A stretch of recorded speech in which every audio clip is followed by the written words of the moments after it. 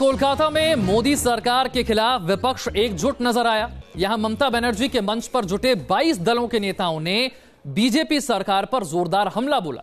2019 के महामुकाबले से पहले विपक्ष की लामबंदी मोदी सरकार के खिलाफ कैसे नजर आई, आइए देखते हैं। इसकी सोच इतनी गलत है, उसको हम लोग सरकार से बाहर करें। यहाँ आज लोगों को बांटा जा रहा है, मुसलमान को अलग, हिंदू को अलग, सिख को अलग, बंगाली को अलग। हमारे यहाँ उत्तर प्रदेश, बिहार, उत्तर भारत में इसे रेला कहते हैं। रैली नहीं है, रेला है। मोदी सरकार के खिलाफ सबसे बड़ा मोर्चा। सुभाष बाबू लड़े थे गोरों से, हम सबको साथ मिलकर लड़ना है चोरों से। तब जाके मुझे लगता है इस देश को हम बचा पाएंगे। ममता के मंच पर 22 दलों के नेताओं का जमघट। भारत, हमारा देश, हमारा मुल्क एक अनप्रेसिडेंटेड क्राइसिस से गुजर रहा है। हमारे संविधान और लोकतंत्र के ऊपर हमला है। कोलकाता से दिल्ली की बीजेपी सरकार पर जोरदार हमला। भारतीय जनता पार्टी जिस तरीके से देश और राज्यों को चलाने का प्रयास कर रही है, मुझे लगता है ये देश के लिए आने वाले समय के लिए बहुत ही खतरनाक और बहुत ही भयावह स्थिति पैदा करने वाला है। देश में सबसे बड़े महामुकाबले का बिगुल विपक्षी दलों ने कोलकाता में फूंका, जहां विपक्ष को एक साथ लाने में जुटी ममता बनर्जी के मंच पर मोदी विरोधी नेताओं का जमघट लगा। और इस परिस्थिति में सारे लड़ने वाले लोग, सारे आंदोलनकारी, सारे पॉलिटिकल पार्टीज के लोगों का एक मंच पर आना और 2019 के चुनाव में आरएसएस और भाजपा को बेदखल करना, यह बहुत ही वाइटल टास्क है। कश्मीर से लेकर कन्याकुमारी और दिल्ली से लेकर नॉर्थ ईस्ट तक मजबूत जनाधार वाले नेताओं ने एक सुर में मोदी सरकार पर हमले की छड़ी लगा दी। We come with a purpose. टोटे खाकर बिफरो, कुछ अधिक तनो रहे, धधको स्फुलिंग में बड़ अंगार बनो रहे। तो हमें धन्यवाद दीदी। रैली में सबसे पहले गुजरात में बीजेपी विरोधी चेहरा रहे पाटीदार नेता हार्दिक पटेल और दलित नेता जिग्नेश मेवाड़ी को संबोधन का मौका दिया गया। यहाँ के किसानों को, मजदूरों को और आप सभी को मैं दिल से कहता हूँ, अमी तुम्हा को भालोबासी। जानकारों के मुताबिक इससे ममता ने इस बात के साफ संकेत दिए कि वो बीजेपी को उनके ही गढ़ गुजरात में घेरने की तैयारी में हैं। मंच पर आते ही हार्दिक पटेल और जिग्नेश मेवाड़ी ने केंद्र की मोदी सरकार पर तीखे हमले की झड़ी लगा दी। मैं दावे के साथ कह सकता हूं कि यह जन सैलाब एक ऐसी क्रांति लेकर आएगा कि इस देश में बैठी बुरी ताकतें, इस देश में बैठे गुंडे लोगों को भगाने में ये सब लोग एकजुट होकर लड़ने के लिए तैयार है। पिछले 4.5 सालों के दौरान हम लोगों ने देखा कि जिस प्रकार से किसान, मजदूर, दलित, आदिवासी, माइनॉरिटीज, मिडिल क्लास, सारे समुदाय के लोगों का जो एक्सप्लॉयटेशन हुआ है, जिस प्रकार से हमारे संविधान की वैल्यूज को खत्म करने की कोशिश की गई है। हालांकि ममता की यूनाइटेड इंडिया रैली से बीजेडी और टीआरएस नदारद नजर आई, जबकि लेफ्ट ने पहले ही इससे दूरी बना रखी थी।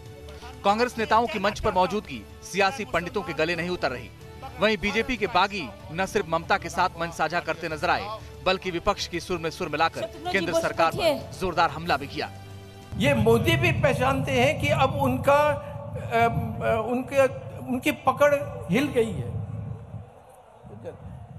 और इसलिए वो किसी हद तक भी जाएंगे सत्ता में रहने के लिए।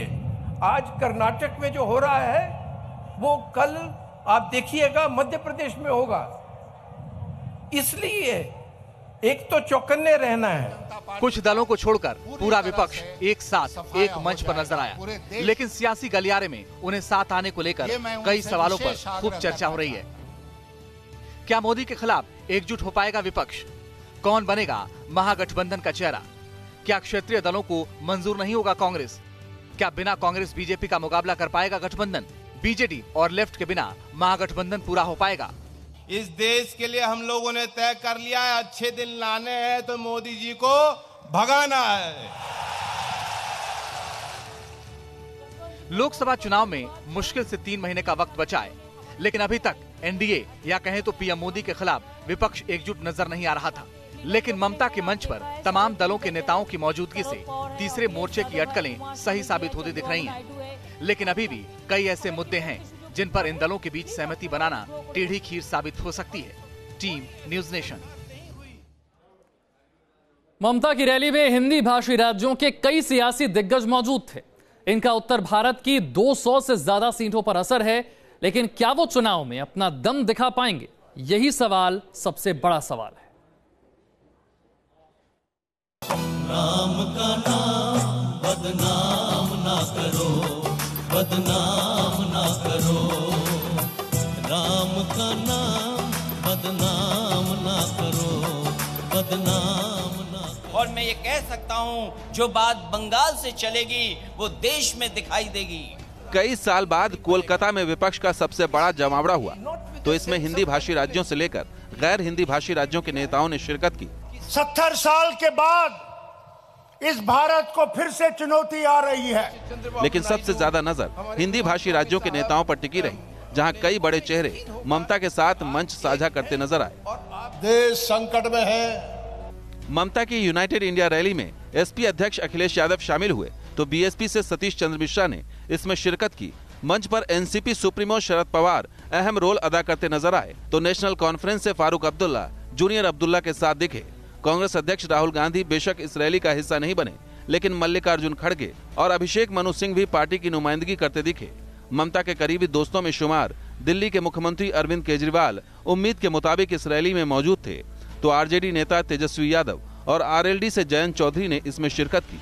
हिंदी भाषी राज्य झारखंड से हेमंत सोरेन भी ममता के मंच पर नजर आए, तो लोकतांत्रिक जनता दल के शरद यादव ने भी मंच से मोदी सरकार पर हमला बोला। देश की आजादी खतरे में है, देश की बोली खतरे में है, देश का उद्योग धंधा खतरे में है, देश का व्यापार खतरे में है, देश का किसान खतरे में है। मंच पर मौजूद तमाम हिंदी भाषी राज्यों के नेताओं ने एक सुर में केंद्र सरकार को निशाने पर लिया। इन प्रतिशोध से भरी, द्वेष से भरी, मतभेद से भरी राजनीति को इंस्टीट्यूशनलाइज किया है, संस्थापित जो किया है इस सरकार ने, वो पहले कभी नहीं देखा। नेशनल कॉन्फ्रेंस के अध्यक्ष फारूक अब्दुल्ला ने तो सभी दलों से गठबंधन के लिए कुर्बानियां देने के लिए तैयार रहने की अपील की। हम लोगों को इकट्ठे होना है, हम लोगों ने अपने मन में ये ठाप लेना है कि हमें कुर्बानी देनी है। हम अगर लोगों से कहते हैं पहले हम कुर्बानी दें तब बात बनेगी। यूपी में गठबंधन कर बीजेपी की नींद उड़ाने का दावा करने वाली एसपी बीएसपी ने यहाँ भी बीजेपी के खिलाफ सुर में सुर मिलाए। ऐसी सरकार को अब उखाड़ फेंकना जरूरी है। आज की जो रैली है इसका संदेश जब देश में जाएगा, देश की जनता भी फैसला लेने के लिए तैयार हो जाएगी। वहीं दिल्ली के मुख्यमंत्री अरविंद केजरीवाल ने विपक्षी दलों को एक साथ आने और केंद्र की बीजेपी सरकार को उखाड़ फेंकने का आह्वान किया। नरेंद्र मोदी जी और अमित शाह जी की जोड़ी ने इस देश का बेड़ा गर्क कर दिया, इस देश का कबाड़ा कर दिया। आज इस देश की जनता मोदी जी और अमित शाह जी की जोड़ी से बुरी तरह से परेशान हो चुकी है। 2019 के लोकसभा चुनाव में मंच पर मौजूद तमाम नेता अगर साथ साथ मैदान में उतरे तो करीब 200 से 250 सीटों का गणित बिगाड़ने की ताकत रखते हैं। लेकिन असल सवाल यही है कि सारे नेता एक मंच पर तो हैं, लेकिन अब तक इस तरह के गठबंधन का कोई औपचारिक ऐलान नहीं हुआ है। कोलकाता से देवजानी चौबे के साथ टीम न्यूज नेशन। हिंदी भाषी राज्य ही नहीं, गैर हिंदी भाषी राज्यों के नेताओं ने भी ममता के मंच से हुंकार भरी। इसमें चंद्रबाबू नायडू, देवेगौड़ा से लेकर स्टालिन जैसे नेता भी शामिल हैं। लाल पहाड़ी दसे जाबी हाड़ियार मादल पापी, लाल पहाड़ी दसे जाबी हाड़ियार मादल पापी। कोलकाता में ममता के मंच पर हर भाषा, हर क्षेत्र के नेता जुटे। इसमें हिंदी भाषी क्षेत्रों के साथ साथ गैर हिंदी भाषी नेताओं ने भी सुर्खियां बटोरी। गैर हिंदी भाषी राज्यों की अगुवाई खुद ममता बनर्जी करती दिखी, तो उनके साथ यूनाइटेड इंडिया रैली में कई ऐसे नेताओं ने शिरकत की जिन्हें मजबूत जनाधार वाला नेता माना जाता है। कर्नाटक से जेडीएस से पूर्व प्रधानमंत्री एचडी देवेगौड़ा और उनके बेटे एचडी कुमारस्वामी रैली में मौजूद रहे, तो लंबे वक्त से तीसरे मोर्चे की कवायद में जुटे टीडीपी अध्यक्ष चंद्रबाबू नायडू मंच पर दिखे। तमिलनाडु से डीएमके अध्यक्ष एमके स्टालिन ने भी इस रैली में शिरकत की। असम की नुमाइंदगी एआईयूडीएफ नेता बदरुद्दीन अजमल करते नजर आए तो नॉर्थ ईस्ट के नेता भी यहाँ सक्रिय दिखे। अरुणाचल से कांग्रेस नेता गोगांग अपांग तो मिजोरम से जेएनपी के लाल दुहोमा ने केंद्र सरकार के खिलाफ बिगुल फूका। गठबंधन, all the regional parties should be together, close, come to closer, and should work together, decide together, and to work to save the democracy and to save the people of the country. The whole region of Northeast India is burning like a wildfire. Karnataka के मुख्यमंत्री कुमारस्वामी ने तो BJP पर लोकतांत्रिक ढांचे को नुकसान पहुंचाने के संगीन आरोप लगाए।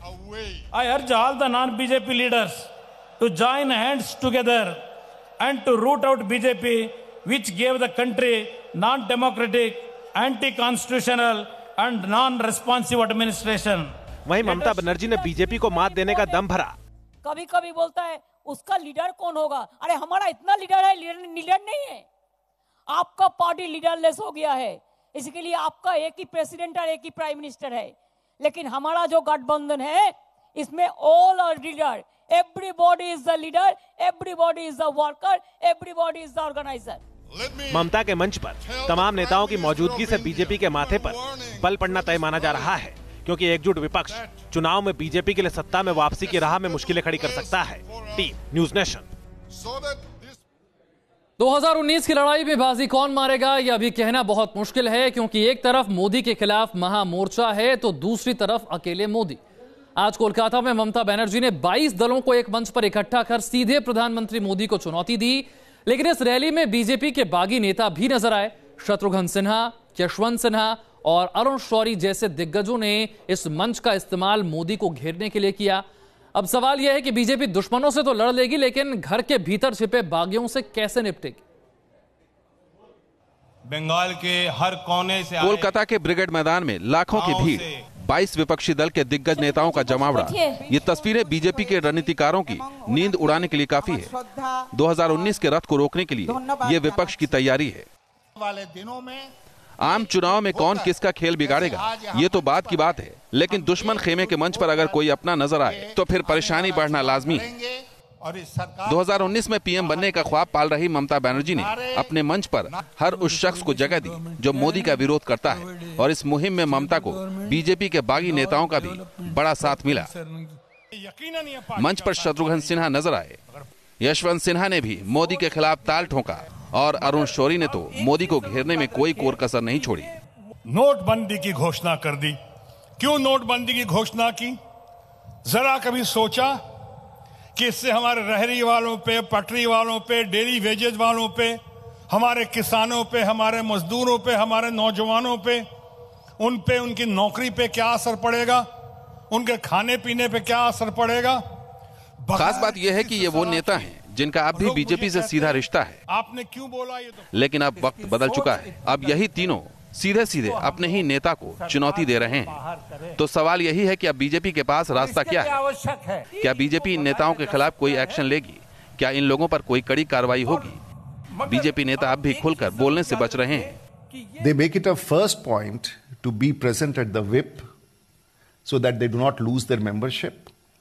But at the same time, they are so opportunistic that they want to climb the stage and be present at a conclave. So I'm sure the party would take cognizance of it. I'm sure the party will definitely take a call on it. हो सकता है आने वाले दिनों में ममता के मंच पर जाने वाले बागी नेताओं पर कोई एक्शन भी लिया जाए। लेकिन एक बात तो साफ है कि 2019 की लड़ाई किसी के लिए भी आसान नहीं है, ना तो बीजेपी के लिए और ना ही विपक्षी दलों के लिए। कोलकाता से देवजानी चौबे के साथ team news nation. Chandrababu Naidu. वहां रैली में विपक्षी दलों ने केंद्र की बीजेपी सरकार पर तीखे हमलों की झड़ी लगा दी, तो पीएम मोदी से लेकर बीजेपी नेताओं ने, गठबंधन के नेताओं ने किस तरह से जोरदार पलटवार किए हैं, ये भी देखते हैं। ममता की मेगा रैली पर प्रधानमंत्री का अटैक। इन्हें परेशानी है कि सत्ता के गलियारों में घूमने वाले बिचौलियों को मोदी ने बाहर क्यों निकाल दिया। विपक्षी दलों की महारैली पर बीजेपी का पलटवार। ये जो गठबंधन है ना, ये गुनाहों का गुलगुला और पानी का बुलबुला साबित होगा। कोलकाता में विपक्ष के मेगा शो पर प्रधानमंत्री मोदी ने तीखा हमला बोला है। उन्होंने आरोप लगाया कि महागठबंधन की कोशिश मोदी के खिलाफ ही नहीं, देश की जनता के खिलाफ है। इन्हें गुस्सा आ रहा है कि मोदी गरीबों का अधिकार छीनने वाले, उनके राशन, उनकी पेंशन, उनको मिलने वाले हक, इसके हड़पने वाले बिचौलिए दलालों को बाहर क्यों कर रहा है। पीएम मोदी का तीखा हमला यही नहीं रुका, उन्होंने विपक्षी दलों की जुगलबंदी पर चुटकी भी ली। अब ये लोग एक महागठबंधन बनाने की कोशिश कर रहे हैं। हालत ये है कि जो पहले कांग्रेस को पानी पी पी कर कोसते थे, वो भी एक मंच पर आ गए हैं। एक तरफ प्रधानमंत्री ने विपक्ष पर वार किया तो बीजेपी की तरफ से पलटवार की जिम्मेदारी बीजेपी नेता राजीव प्रताप रूडी ने संभाली। उन्होंने महारैली पर सवाल उठाते हुए कहा कि इस मंच पर जुटे नेताओं का कोई सिद्धांत नहीं। ये मंच स्वार्थ का मंच है। कहीं ना कहीं इस मंच पर गूढ़ता के साथ आपसी नफरत भी रहा है। इस मंच पर व्यक्तियों का भी रहा है। और यह बात तो सच है, और आप सब लिखते रहे, देश भर के पत्रकार लिखते रहे हैं, जनता ने देखा है, विभिन्न विधानसभाओं में देखा है। यह मंच विरोधाभास का है। It's a stage of contradictions, stage of conflict. वहीं केंद्रीय मंत्री मुख्तार अब्बास नकवी ने इस पर अपने ही अंदाज में चुटकी ली। ये ऐसा गुनाहों का गुलगुला है जिसमें कि गठबंधन की गठरी में पाप के इतने पेबंद हैं कि हर पेबंद से पाप की कहानी सामने आएगी। क्योंकि इनका गठबंधन जो है वो किसी नीति के लिए नहीं, कार्यक्रम के लिए नहीं, देश के लिए नहीं, बल्कि जो है वो एक स्ट्रांग, एक इफेक्टिव सरकार और एक ऐसी सरकार जो सरकार की स्टेबिलिटी के साथ पूरे देश को तरक्की के रास्ते पे ले जा रही है, उसके खिलाफ एकजुट हो रहे हैं। क्योंकि ये सब थके हुए पिटे हुए पहलवान हैं जो अखाड़े में जा कर के अपनी किस्मत आजमाना चाहते हैं। बीजेपी दावा कर रही है कि विपक्ष की जुगलबंदी से उसे कोई खतरा नहीं, लेकिन जिस तरह पीएम से लेकर पार्टी नेताओं ने महारैली पर तीखे वार किए, उससे पार्टी की चिंता साफ नजर आ रही है। Team news nation. तो मोदी के खिलाफ महामोर्चा तैयार हो रहा है, लेकिन इस महामोर्चे में शामिल 22 दल तो हैं, लेकिन ना इसमें लेफ्ट का कोई नेता नजर आया और ना ही इसमें बीजेडी से कोई शामिल हुआ। बीजू जनता दल से महारैली ने दूरी बनाई, लेफ्ट पार्टियों ने भी इससे किनारा कर लिया। सीपीएम की अगुवाई वाला वाम मोर्चा रैली में शामिल नहीं हुआ आज। तो किस तरह से मोदी के खिलाफ महामोर्चा बनाने की कवायद हुई कोलकाता में, इसकी तस्वीरें हमने आपको दिखाई। किस तरह से आज बड़ी संख्या में लोग इस रैली में उमड़े। ममता बनर्जी कामयाब हुई 22 दलों के नेताओं को एक मंच पर लाने में, और इस मंच पर आने के बाद एक एक करके जब नेताओं ने भाषण दिए तो निशाने पर थी मोदी सरकार और भारतीय जनता पार्टी। किस तरह से एक के बाद एक नेता आते चले गए और किस तरह से बार बार एक साथ होकर चुनाव लड़ने की बात कही और सरकार पर निशाना साधा, यह आपने देखा।